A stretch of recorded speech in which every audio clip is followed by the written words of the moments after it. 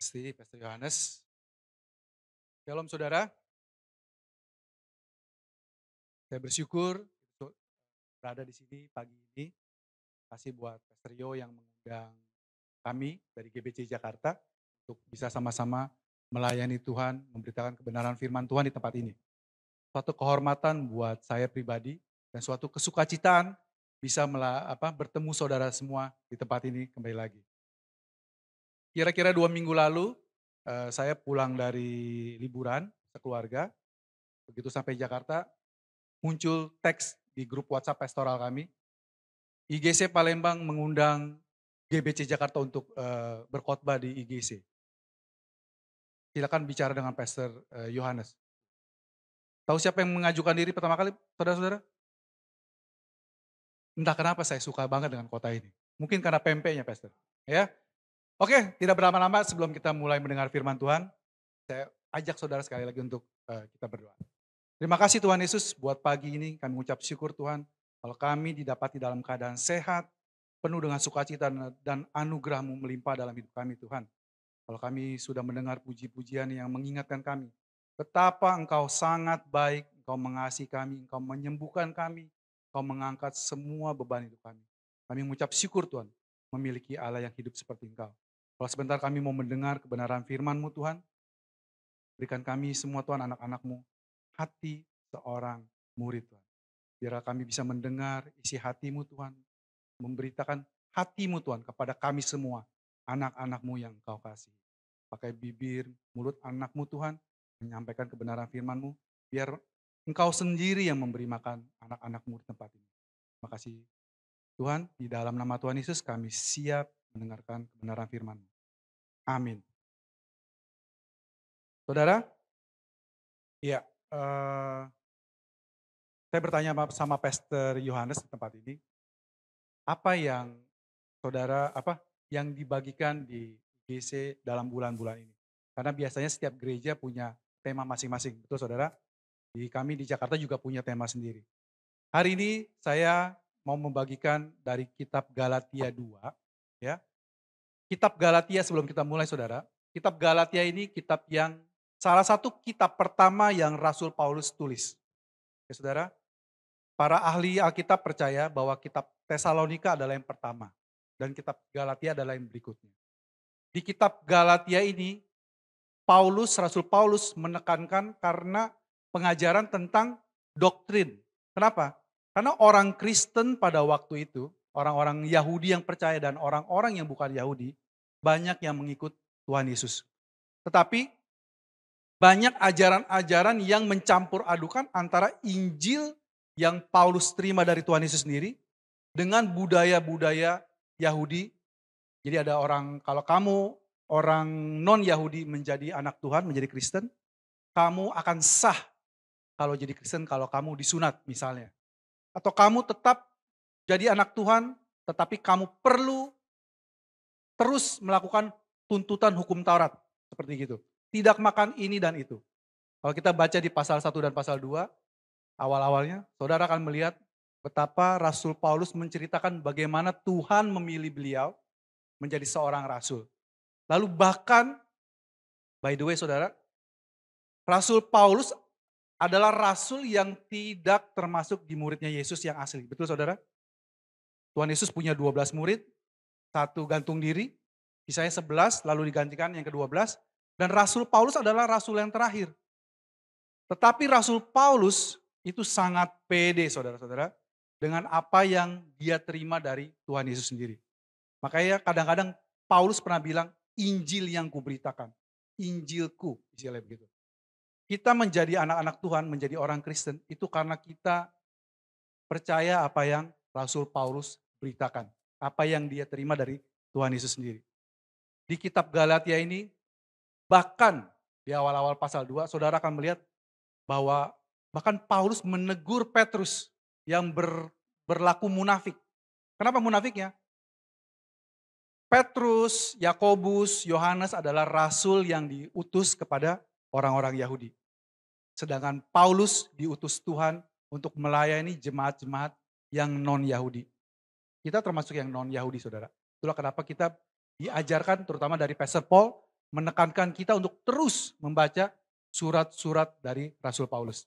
Saudara, di pasal kedua ini khususnya di ayat 19-20, mari kita sama-sama baca saudara.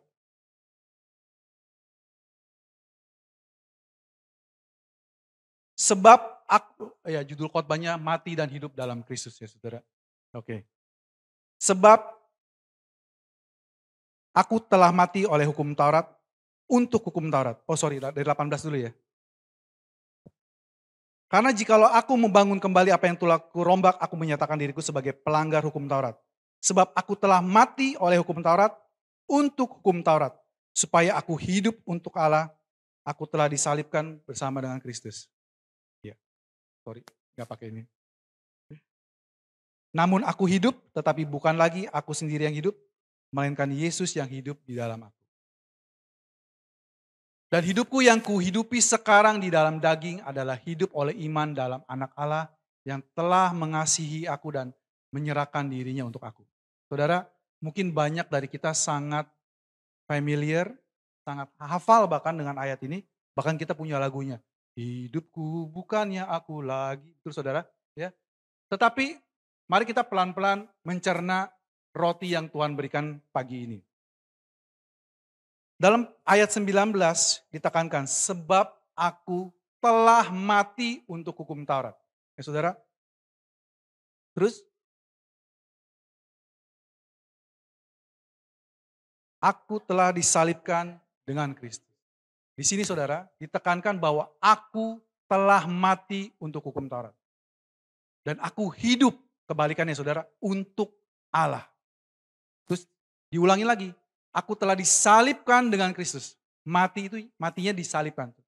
Sekarang, namun aku hidup, tetapi bukan lagi aku sendiri yang hidup, melainkan Kristus yang hidup di dalam aku. Saudara, waktu kita dengar ayat ini, mati untuk hukum Taurat, hidup untuk Kristus, kadang-kadang kita lupa apa esensinya. Saudara, supaya kita lebih lebih mengerti apa maksudnya mati untuk hukum Taurat, mari kita pindah ke Roma ayat 7. Saudara, kitab Roma adalah intisari dari Injil kasih karunia yang Rasul Paulus beritakan. Di kitab Roma ini saudara, sorry, Roma 7 ayat 1 sampai 4. Apakah arti hukum Taurat? Ayat pertama, apakah kamu tidak tahu saudara-saudara? Sebab aku berbicara kepada mereka yang mengetahui hukum. Jadi Paulus ngomong juga kepada orang-orang Yahudi yang mengerti benar apa itu hukum Taurat. Jadi Rasul Paulus ini nggak ngomong sama orang Indonesia, orang Chinese atau orang India tentang hukum Taurat. Tetapi dia ngomong sama orang yang mengerti tentang hukum. Bahwa hukum berkuasa atas seseorang selama orang itu hidup. Saudara, sebab, nah Rasul Paulus ini rasul yang sangat jenius. Dia memberikan ilustrasi, sama seperti Tuhan Yesus ya saudara. Waktu Yesus mengajar, Tuhan Yesus juga mengajar dengan ilustrasi. Demikian juga dengan Rasul Paulus. Sebab seorang istri terikat oleh hukum kepada suaminya selama suaminya itu hidup. Jadi kalau kita berlaku sampai sekarang saudara, jika sepasang suami dan istri mengikat diri di hadapan Tuhan, aku akan menjadi pasanganmu seumur hidupmu. Dia terikat, ya saudara, seumur hidupnya. Selama suaminya itu hidup. Rasul Paulus memposisikan kita sebagai anak Tuhan, sebagai umatnya, sebagai istri dari suami ini. Tapi siapa suami ini? Kita teruskan ya. Akan tetapi apabila suaminya itu mati, bebaslah ia dari hukum yang mengikatnya kepada suaminya itu. Jadi saudara, waktu sepasang suami dan istri, si istri menikah dengan suami dan suaminya masih hidup, dia tidak bebas menikah dengan lelaki lain karena dia terikat dengan suami ini. Sampai sini saudara paham ya? Jadi dia terikat seumur hidupnya selama suaminya masih hidup. Tetapi waktu suaminya mati, maka bebaslah ia sehingga dia bisa menikah lagi. Ini perumpamaan yang Rasul Paulus beritakan. Di ayat ketiga, jadi selama suaminya hidup, ia dianggap berzina kalau ia menjadi istri laki-laki lain. Tetapi jika suaminya telah mati, ia bebas dari hukum. Ini dijelasin lagi, sekali lagi sama Paulus, apa yang dia ceritakan di depan. Sehingga ia bukanlah berzina kalau ia menjadi istri laki-laki lain. Sebab itu, saudara-saudaraku, kamu juga telah mati bagi hukum Taurat oleh tubuh Kristus. Supaya kamu menjadi milik orang lain, yaitu milik Dia yang telah dibangkitkan dari antara orang mati, agar kita berbuah bagi Allah. Saudara, untuk mempermudah ilustrasi, saya kasih contoh begini. Ada seorang wanita yang cantik, menjadi istri dari suami yang sangat teratur hidupnya. Sangat penuh peraturan dalam hidupnya. Kalau saya suami bangun pagi jam 6, tidak pernah lewat. Pasti bangun jam 6. Waktu saya bangun, saya berharap istri saya sudah menyiapkan segelas susu dengan telur mata sapi yang kuningnya persis di tengah. Miring sedikit, saya tidak terima. Karena saya suami yang sempurna. Ya. Perfect. Kalau beresin rumah, meja, kursi, nggak bisa miring sedikit, saya tahu. Dia harus benerin lagi. Jadi wanita ini sebagai istri sang suami yang sangat kaku ini, hidupnya penuh dengan tekanan. Tapi sang suami ini tidak mengajarkan dia bagaimana cara membuat susu hangat yang suhunya pas. Katakanlah 40 derajat. Nggak boleh kedinginan, nggak boleh kepanasan. Suaminya hanya nuntut, harus suhunya 40 derajat susu saya. Telur mata sapinya harus di tengah kuningnya. Tapi dia tidak pernah ngajarin caranya. Jadi sang istri yang cantik ini, dia setiap hari berusaha menyenangkan suaminya. Dia bangun pagi, dia ngukur suhunya, dipakein termometer. Karena dia kenapa? Dia melakukan ini karena ketakutan. Kalau suaminya tidak puas dan marahin dia. Mungkin kalau suaminya nggak puas, uang belanja nggak cair. Ya, itu ketakutan para ibu rumah tangga ya. Terus dia tidak ngajarin juga bagaimana caranya membuat kuning telurnya itu persis di tengah. Pokoknya suaminya ini hanya nuntut, nuntut, dan menuntut. Singkat cerita, suaminya meninggal. By the way, waktu suaminya masih hidup, dia melihat ada seorang laki-laki lain yang sangat ganteng, ya, orangnya sangat ramah, murah hati. Dia tertarik sama laki-laki itu, tapi dia tidak bisa menikah dengan laki-laki itu karena masih punya suami. Suatu ketika suaminya ini yang kaku ini meninggal, mati. Lalu sekarang boleh nggak dia menikah dengan lelaki ganteng yang baik itu? Boleh. Ini adalah, wanita itu adalah kita saudara-saudara. Kita sebagai anak-anak Tuhan yang disebut orang-orang Kristen, ya, hidup di bawah, tadinya saudara, saya nggak tahu dengan saudara. Saya ini lahir dari keluarga Kristen. Sejak kecil orang tua saya mendidik saya rajin ke gereja. Saya percaya banyak kalian di sini juga mirip dengan saya. Sekolah minggu rajin. Hari minggu tidak boleh lolos ibadah. Bahkan waktu kami keluar kota pun, kami sengaja cari gereja di hari minggu untuk beribadah. Baru jalan-jalan lagi. Ya, saking rajinnya. Ya saudara. Tapi tanpa disadari, semua yang kami lakukan itu, oh by the way kami juga rajin pelayanan di gereja. Di gereja lama kami pelayanan. Tapi pelayanannya gimana saudara? Kami sudah beribadah, duduk ya sebagai jemaat. Lalu gembalanya datang, ibu gembala waktu itu ya. Biasa gembalanya jaim, biasa ibu gembala yang disuruh negur-negur jemaat. Ya. Hey, God, pelayanan dong. Udah lama duduk di sini jemaat, gak pernah pelayanan. Pelayanan dong. Akhirnya kita pelayanan. Tapi karena disuruh, saudara ngerti ya? Karena disuruh. Bukan karena saya mau awalnya. Walaupun waktu saya mulai pelayanan, saya menikmatinya. Tapi ada suatu masa, karena kita terlibat di pelayanan, tuntutannya itu banyak. Ya, saudara, saya nggak tahu dengan di sini, tapi saya percaya kalian baik-baik saja. Tapi di luar sana, kalau kita mau jadi pengerja, itu harus doa pagi. Harus itu, setiap hari. Nggak boleh lewat, karena di absen. Zoom, oh sekarang zaman Zoom ya. Kalau doa pagi, Pak Yoel nggak join, tak telepon ntar Pak Yoel, misalnya kayak gitu. Ya. Terus ada doa puasa, harus ikut. Ada misi ke sana, harus ikut. Judulnya harus. Sampai suatu ketika pelayanan ini jadi apa ya? Jadi sangat membebani hidup kita. Bukannya kita, saya percaya pelayanan adalah buah dari ucapan syukur kita. Waktu kita bersyukur karena kita diberkati Tuhan. Ya, waktu kita disembuhkan, waktu kita ditolong Tuhan. Dan saya sangat percaya, setiap dari kita pasti mengalami pertolongan Tuhan. Hari demi hari.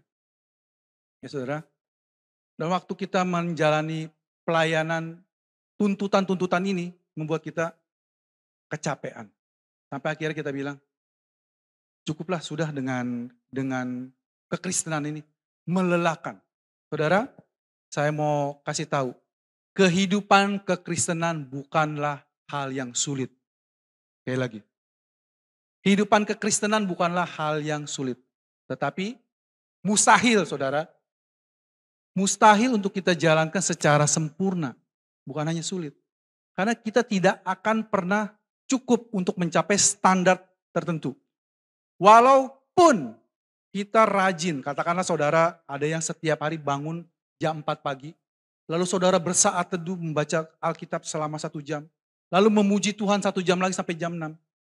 Saudara akan bilang, saya holy nih, saya kudus banget nih. Saya percaya di satu IGC, bahkan satu Palembang gak ada yang seperti saya.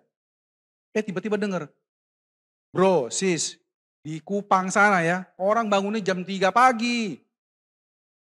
Baca Alkitabnya 1,5 jam. Puji-pujiannya 1,5 jam. Saudara, yang tadinya merasa rajin, tiba-tiba merasa saya tidak sekudus orang yang di sana itu. Selalu ada hal yang membuat saudara akan kalah terus. Saudara, tapi puji nama Tuhan. Kita di sini diingatkan bahwa Tuhan berkenan sama kita. Semua hanya karena anugerah. Waktu kita menerima dia sebagai Tuhan dan Juru Selamat. Waktu kita menikah lagi dengan sosok yang baik ini. Suami yang baik ini tidak menuntut seperti yang sebelumnya. Tapi somehow wanita ini karena suami ini baik banget. Nolong dia banget. Kalau beresin meja, ruang tamu itu seperti gini. Ini sapunya seperti gini, dia kasih contoh. Kasih contoh sapu bersih, meja geser gini. Nah ini bagus gitu. Lantainya sudah bersih disapu sama dia, terus dia bilang, mama kerjanya bagus. Rumah udah bersih dia yang sapu, terus dia bilang, mama kerjanya hebat. Kita sebagai istri, bakalan kelepek-kelepek sama suami yang kayak begini. Betul saudara? Dan tanpa disadari, istri ini bisa berbuat, mungkin dia bilang begini, laki-laki itu kalau bangun pagi, demennya ada susu atau kopi gitu ya, atau teh dengan sarapan pagi. Sekarang wanita ini, sang istri ini, menikah dengan suami yang baru, dia bisa bangun pagi menyiapkan susu atau kopi atau teh setiap pagi. Dengan suhu yang pas, dengan telur mata sapi yang entah gimana caranya tapi tetap memuaskan dia. Saudara, kita adalah istri dengan suami baru Yesus Kristus. Yang hebatnya saudara, yang hebatnya adalah seperti Galatia tadi, kita itu sudah mati bersama Yesus. Bahkan saudara, waktu suami pertama ini adalah tuntutan hukum Taurat. Saudara, tidak ada yang salah dengan hukum Taurat. Sekali lagi ya, tidak ada yang salah dengan hukum Taurat. Kenapa? Hukum Taurat adalah standarnya Tuhan. Dan standarnya Tuhan itu sempurna memang. Dia itu kaku, tidak bisa bengkok-bengkok. Karena waktu dia membengkokkan diri, dia bukan lagi hukum Taurat. Ya, saudara. Tetapi masalahnya dengan hukum Taurat adalah dia tidak bisa turun membantu kita untuk mencapai kesempurnaan yang dia tuntut. Saudara mengerti? Tetapi kasih karunia di sisi sebaliknya saudara, adalah posisi yang lebih tinggi dari hukum Taurat. Karena sang kasih karunia inilah yang menentukan hukum Taurat. Tetapi bedanya, si kasih karunia ini, sang kasih karunia bisa menurunkan badannya, menurunkan dirinya, menolong kita. Sehingga yang tuntutannya setinggi itu bisa dilampaui. Kalau saudara kurang paham tentang tuntutannya lebih tinggi, contohnya begini. Tuhan Yesus pernah bilang, waktu dia mengajar, engkau pernah mendengar jangan membunuh, tetapi aku berkata kepadamu, barang siapa membenci saudaranya, dia sudah membunuh. Betul saudara? Siapa di sini yang tidak pernah membenci saudaranya? Boleh angkat tangan. Kita doain tumpang tangan Pastor Yo. Penipu banget orang ini ya. Kita semua pernah benci orang. Jangankan sama saudara kita, sama pendeta kita, sama bos kita. Sama istri atau suami kita pun kita mungkin pernah benci. Kesel banget ini istri. Keras kepala banget, kepala batu. Yang suami juga, ini istri, pengen jitak gitu kan. Benci. Dan menurut standarnya Tuhan, kita sudah membunuh saudara. Terus Tuhan Yesus sambung lagi.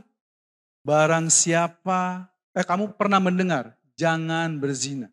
Orang Yahudi saudara, waktu mereka mendengar jangan berzina, di otaknya mereka selama saya tidak berhubungan badan dengan pasangan lain, saya aman.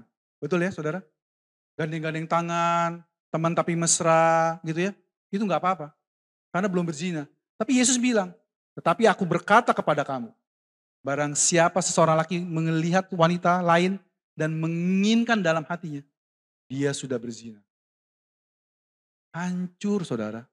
Kita semua itu gak lolos kalau menurut standarnya Tuhan. Semua dari kita itu mati. Perjanjian lama pernah bilang, kesalehan kita bagaikan kain kotor di hadapan Tuhan. Saudara pernah dengar ayat itu? Saya ulangi lagi, kesalehan kita, kebaikan kita adalah bagaikan kain kotor di mata Tuhan. Itu kesalehan kita loh saudara. Gimana kejahatan kita? Dalam bahasa aslinya kain kotor itu pun bahkan disebut sebagai pembalut wanita yang sudah dipakai. Saya mohon maaf ya. Maksudnya, ya saya bilang, kebaikan kami itu nggak ada artinya buat Tuhan. Karena kitab Roma juga bilang, semua manusia sudah berbuat dosa dan telah kehilangan kemuliaan Allah. Dan upah dosa ialah maut. Semua dari kita pantasnya masuk neraka. Oleh sebab itu kita bersyukur sama Tuhan. Karena kebaikan hatinya. Dia harus mengutus anaknya yang dia kasihi. Minggu lalu saudara kita memperingati Idul Adha. Ya, walaupun mereka nggak ngerti apa yang mereka peringati. Ya, mereka taunya potong kambing, potong sapi. Ingat cerita tentang Abraham mempersembahkan anaknya. Yang walaupun di kitab mereka nggak ditulis siapa namanya. Tapi kita tahu siapa yang dipersembahkan. Dan kita tahu apa artinya. Yaitu menggambarkan Bapa mempersembahkan, mengorbankan anaknya yang tunggal. Yang dia kasihi. Untuk menebus kita semua manusia berdosa. Saudara, waktu kita menikah dengan Tuhan Yesus menyediakan kematiannya. Nah gini, waktu suami sama istri tadi mati, suami ini bisa mati gak saudara? Gak bisa mati. Di hukum Taurat ini gak bisa mati saudara. Ini standarnya Tuhan. Jadi yang bisa mati siapa saudara? Istrinya yang bisa mati. Jadi Tuhan Yesus menyediakan kematian itu. Jadi istrinya ini mati. Kalau istrinya mati, terus dia bangkit lagi. Waktu istrinya mati, maksud saya, bebas nggak hubungan suami istri tadi? Bebas. Tapi waktu bangkit lagi sebagai manusia baru, sang istri ini jomblo. Dia bisa menikah lagi dengan laki-laki lain. Dan Tuhan Yesus menyediakan kematian sang istri ini, yaitu kita, bersama-sama dengan Kristus. Kita sama-sama mati disalibkan bersama Yesus. Ada amin saudara? Kita harus mati saudara. Supaya apa? Supaya kita bisa memperoleh kehidupan baru. Itulah kenapa kita disebut dengan lahir baru. Di mata Tuhan, Tuhan pernah bilang begini. Aku mencari orang-orang yang tersesat. Bukan orang yang sakit yang membutuhkan dokter. Bukan orang yang sehat yang membutuhkan dokter. Dan bukan orang yang benar membutuhkan penyelamat. Betul saudara? Kita ini orang yang mati. Yang Tuhan hidupkan kembali. Dan puji Tuhan, orang yang dilahirkan baru tidak bisa dibatalkan kelahiran. Saudara, dunia kedokteran ini sangat canggih sekarang ini, betul saudara? Saudara bisa memperbaiki ada penyumbatan darah di otak yang pembuluhnya sebesar rambut katanya, ya, tanpa membelah kepala kita. Kalau dulu orang harus dibelah ya, dibuka kepalanya, dibetulin kayak montir televisi ya gitu ya. Kalau zaman sekarang orang bisa masukkan alat dari bawah sini, dari ketiak, masukin alat dan mereka bisa membetulkan kerusakan di kepala kita yang kecil begitu. Intinya dunia kedokteran itu sangat canggih. Tapi sampai saat ini saya belum pernah mendengar ada orang yang sudah melahirkan bayi, terus dilihat bayinya, oh sorry dok, cancel, masukin, nggak jadi. Tidak bisa saudara. Oleh sebab itu kabar baik saudara. Saudara yang menerima Yesus sebagai Tuhan dan Juru Selamat, saudara sudah dilahirkan kembali. Saudara yang tadinya mati sudah hidup. Dan kehidupan yang Tuhan berikan itu tidak bisa ditarik kembali. Terlepas apapun errornya kita, anehnya kita. Itu kabar baiknya. Tapi dengan mendengar ini apakah kita mau menjadi orang Kristen yang hidupnya error saudara? Tentu tidak. Saya percaya waktu sang istri yang menikah dengan suami yang baik ini, dia begitu dikasihi, dia begitu diterima. Bahkan waktu dia bikin kopinya kepanasan atau terlalu dingin, terlalu anyep, sang suami ngebetulin.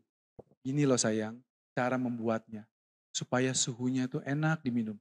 Ya, dia nggak pernah nuduh-nuduh, nyapu nggak pernah bersih. Ini masih ada kotor di sini, ada kotor di sini.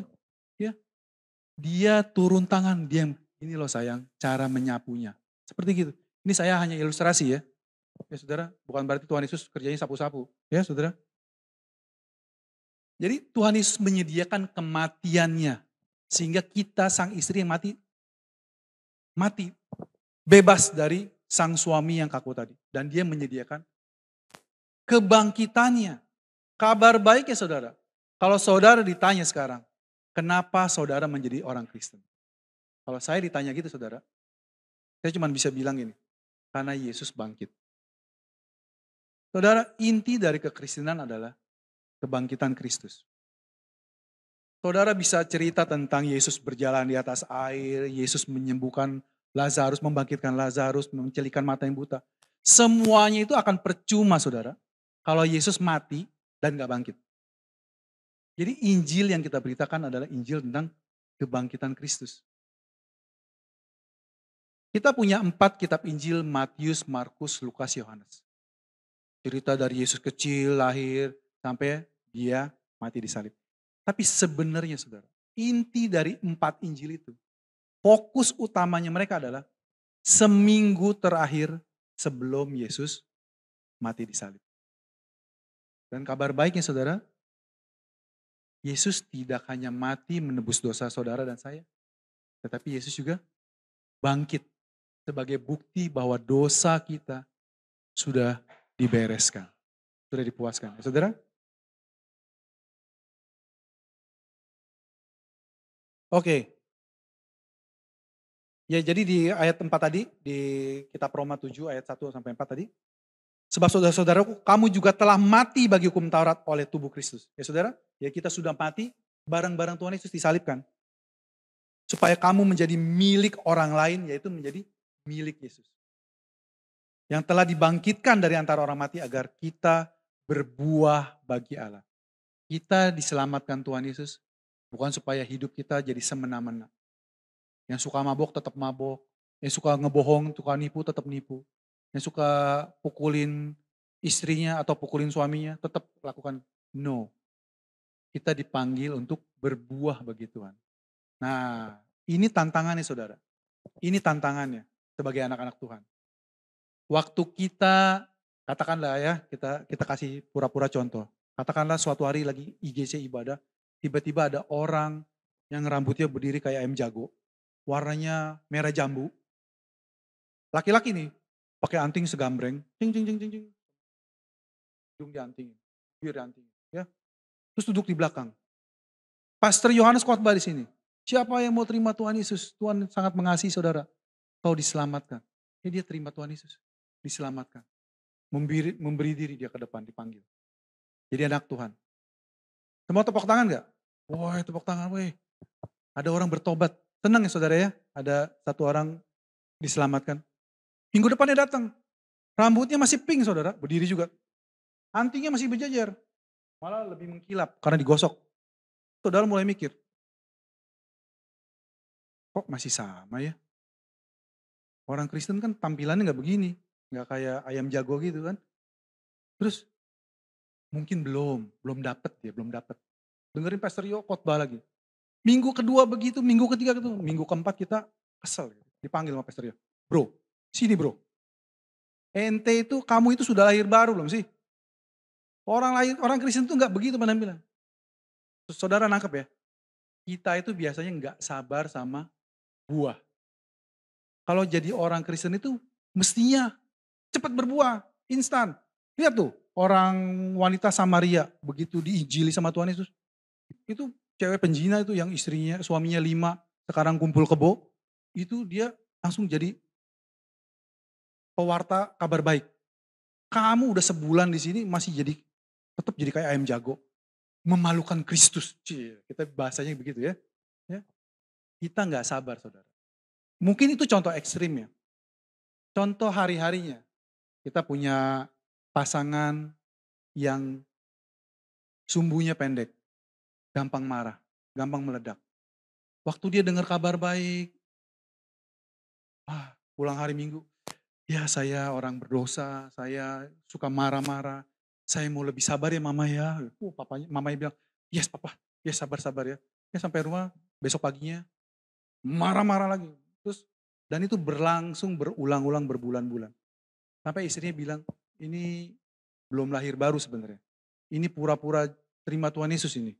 Ya, karena tidak ada buahnya. Saudara, Tuhan mengingatkan kita untuk terus bersabar. Tuhan selalu bilang semua yang 9 buah roh, itu judulnya buah roh saudara. Pernah ada yang lihat nanam pisang hari ini, besok atau minggu depan udah keluar satu tandan? Nggak ada. Bahkan nanam pohon duren, nanam sekarang, mungkin buahnya 10 tahun lagi kali ya. Ya, lama sekali. Itu yang Tuhan mau katakan juga ingatkan sama kita. Bersabar-sabarlah kita sama satu dengan yang lain. Walau waktu kita melihat teman-teman kita, saudara-saudara kita, masih belum kelihatan ada buahnya. Kasih, sukacita, damai sejahtera, bawaannya stres mulu gitu kan. Ya, ramah dan sebagainya, penguasaan diri. Orang ini meluap-luap sekali. Saudara sabar-sabar.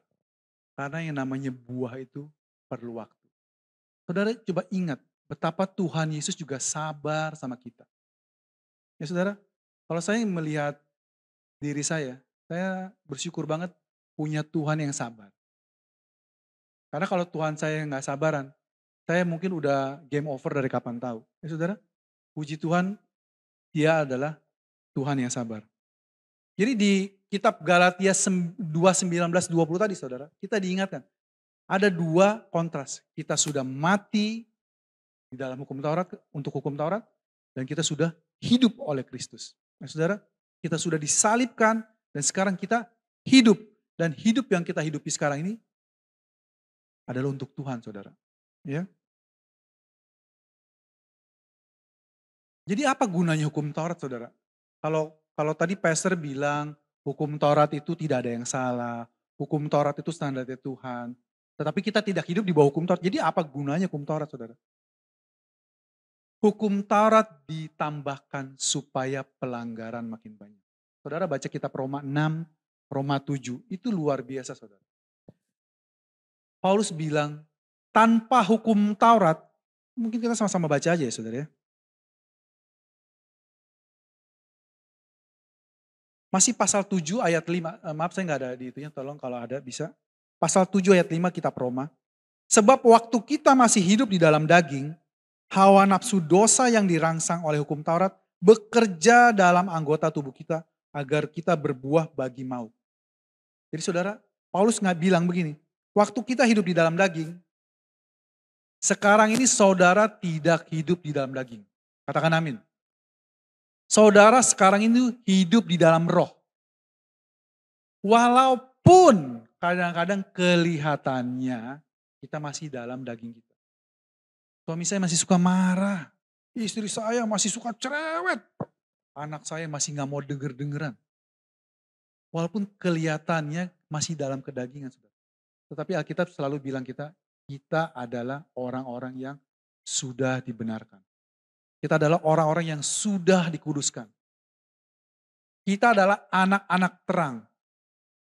Kitab Mazmur, Amsal bilang begini, orang benar jatuh 7 kali. Jadi orang benar bisa jatuh gak saudara? Dan siapa orang benar itu saudara? Katakan saya orang benar. Lebih tepatnya saya adalah orang yang dibenarkan oleh darah Kristus. Ya. Orang benar jatuh 7 kali, tetapi dia bangkit. Saudara, waktu pasangan kita, anak kita, keluarga kita, saudara kita, teman kita, sepelayanan kita, bahkan mungkin pastor kita. Ya saudara, karena pastor kita masih manusia.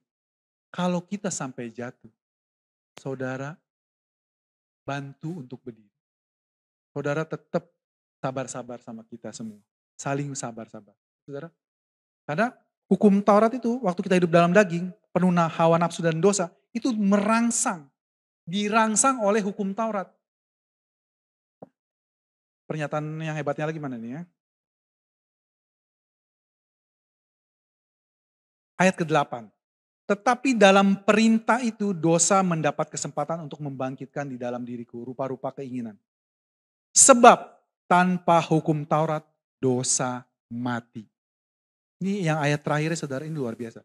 Sebab tanpa hukum Taurat dosa itu mati. Jadi mendingan gak ada hukum Taurat atau ada saudara? Mendingan gak ada. Karena dengan adanya hukum Taurat, dosa itu hidup, merangsang. Gini saudara, katakanlah saudara punya seseorang pembantu di rumah. Karena namanya asisten rumah tangga ya. Dia diem, jongkok terus di ujung, gak gerak-gerak.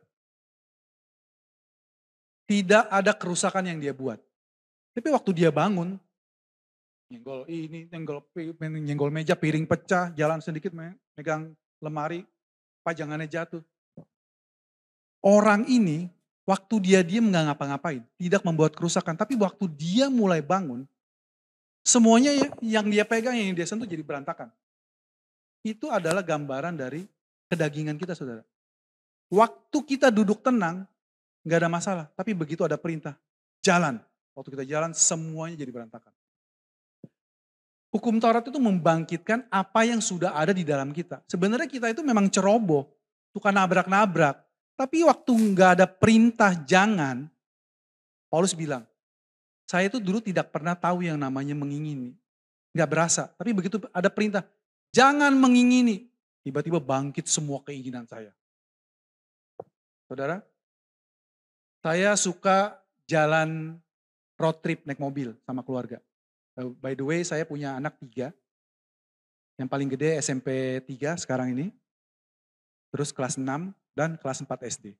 Waktu beberapa tahun lalu, kami sering jalan-jalan keliling Jawa.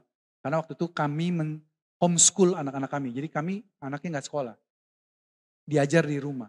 Jadi gak ada hari sekolahnya. Jadi kami jalan-jalan itu lagi hari sekolah.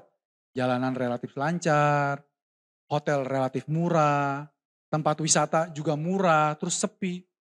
Begitu kami kerja, istri kerja, anak sekolah, liburannya ya di hari libur, betul saudara?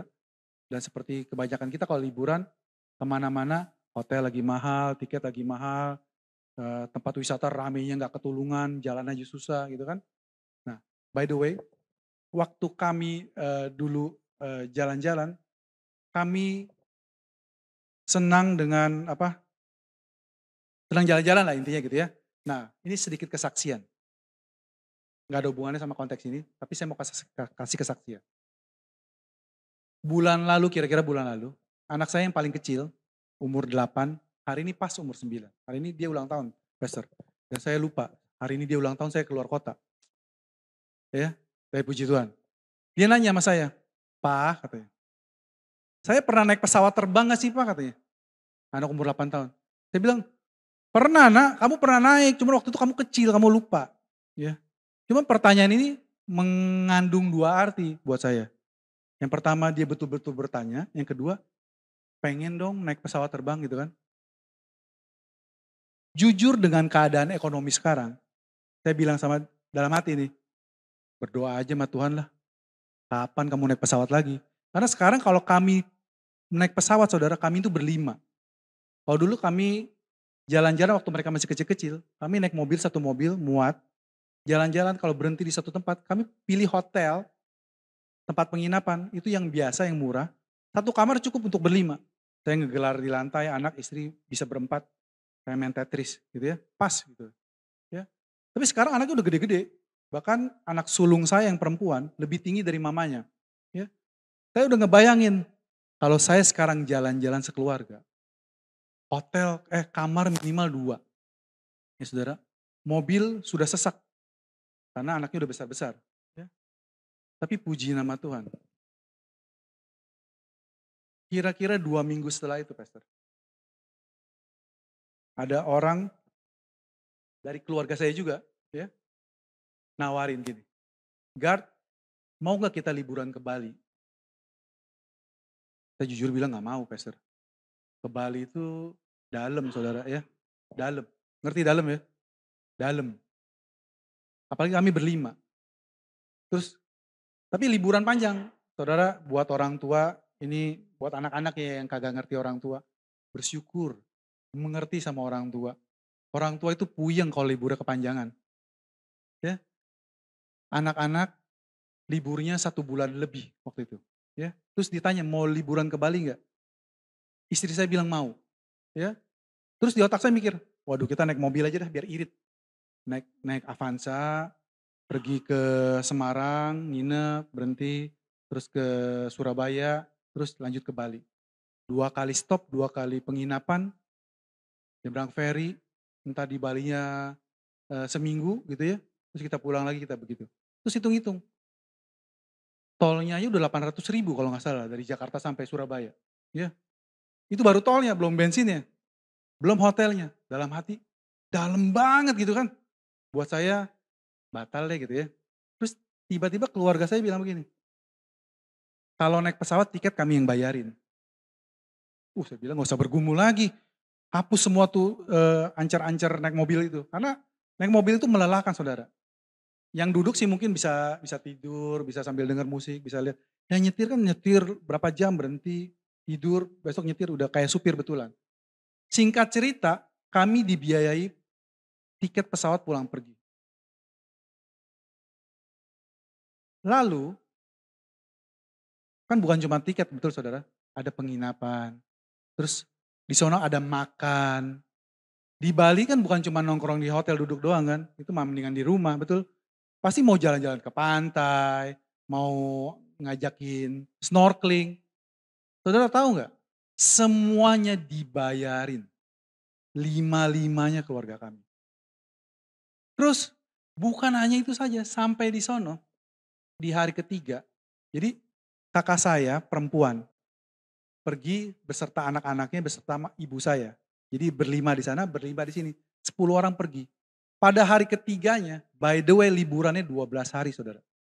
Waktu saya dengar 12 hari, saya udah mumet. Tuhan gimana bayarnya liburan kayak begini kan. Tapi kakak saya bilang, semuanya dibayarin. Waduh, tepuk tangan saya dalam hati saya. Ya. Terus di hari ketiga suaminya datang, join sama kami. Waktu suaminya datang, dia WhatsApp saya secara pribadi. Saya sudah transfer kamu uang buat beli oleh-oleh. Saudara bayangin gak? Jujur seumur-umur saya belum pernah Pastor. Semua, kalau dibayarin satu orang kita maklum ya. Dibayarin anaknya saya doang juga maklum. Dibayarin tiketnya doang juga maklum. Dibayarin hotelnya doang juga maklum. Ini kami semua all in. Bahkan kayak kurang cukup, dikasih lagi uang saku. Kita udah kayak tamu kehormatan saudara. Terus uniknya, waktu kakak saya demen kuliner. Jadi waktu kita sampai ke kota, itu kita suka ke pasar-pasar tradisional. Beli jajanan pasar setempat. Waktu kami beli jajanan pasar setempat, kan barang-barang gorengan, 10.000 tuh dapat satu kantong. Ya, beli es campur satunya 8.000. Itu kita bayarin. Saya yang bayar aja. Saya bayar. Waktu saya bayarin gorengan yang gak seberapa itu. Responnya dia gimana? Terima kasih ya God.